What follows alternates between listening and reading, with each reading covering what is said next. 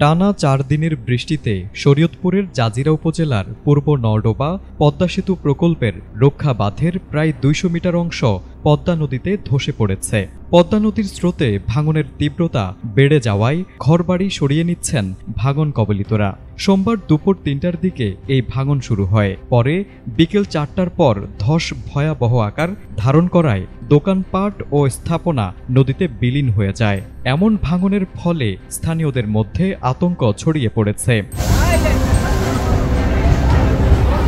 এদিকে টানা বৃষ্টিপাত ও পদ্মা নদীর স্রোত বৃদ্ধি পাওয়ায় প্রশাসনের পক্ষ থেকে ঝুঁকিপূর্ণ এলাকার মানুষদের নিরাপদ স্থানে সরে যাওয়ার জন্য মাইকিং করতে দেখা গেছে।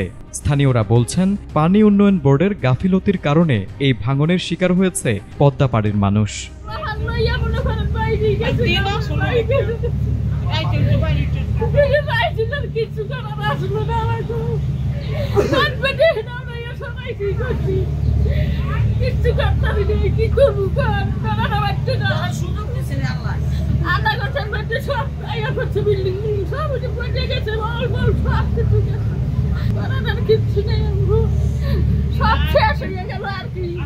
হঠাৎ করে আসলে এই ভাঙনটা হয়ে গেছে।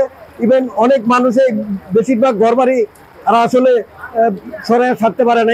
এখন আমাদের দাবি হলো এই যে এই অংশটা ঝুঁকিপূর্ণ যে অংশটা আছে, এই টোটাল অংশটাকে মূলত জিও ব্যাগ ফেলায় আসলে এটার আপাতত একটা সমাধান আসলে করা অত্যন্ত জরুরি বলে মনে করি। পানি উন্নয়ন বোর্ড সূত্রে জানা যায়, বাংলাদেশ সেতু কর্তৃপক্ষের তত্ত্বাবধানে পদ্মা সেতুর প্রকল্পের আওতায় সেতুর পূর্ব পাশে সেতুর ভাটের দিকে প্রায় 2 কিলোমিটার এলাকা জুড়ে 110 কোটি টাকা ব্যয়ে রক্ষাবাঁধ নির্মাণ করা হয়েছিল।